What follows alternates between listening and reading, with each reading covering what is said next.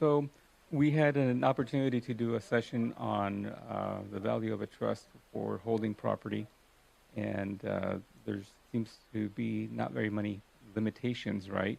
The origin of our conversation started over the ownership of property by individuals that might be facing deportation. May that be those with permanent residency or those that might be facing deportation because of their legal status not being established.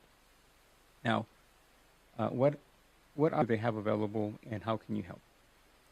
Yeah, so like I said earlier, one of the most important things that I think anybody should have, especially if they're concerned about the possibility of either temporary or permanent deportation, is to give somebody that they trust power of attorney to deal with their personal affairs, which would include if they're in business for themselves, but also just collecting their income, paying their bills, paying their taxes, making sure that their loved ones are being provided for in of their extended absence. And so they can leave somebody that they trust their power of attorney. It could be for their spouse if they're married.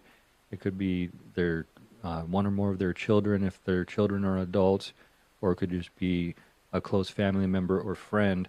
But to avoid a situation where your prayers are left unattended. And so that it's very important to give somebody the power to make medical decisions for you if you become incapacitated or hospitalized, and somebody to make very important medical decisions for you. But then the next step in the layer that we discussed was creating a family trust.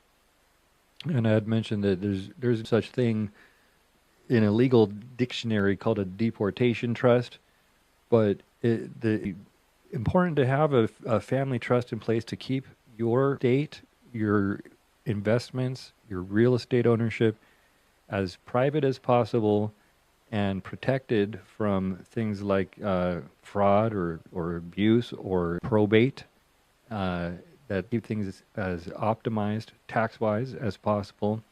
But mechanism there that if you were to die or you were to become incapacitated, if you were to become disabled, or if you were to be deported, and you need somebody to either help conduct transactions regarding your real estate, that could include buying and selling real estate, borrowing against real estate, or transferring real estate per the terms of your trust, you can at least rest assured that if, God forbid, you get deported, they're going to have to go to probate. Your family's not going to have to suffer the disadvantage of zero access to title to your real estate, to your bank accounts, to is so important for your ongoing business.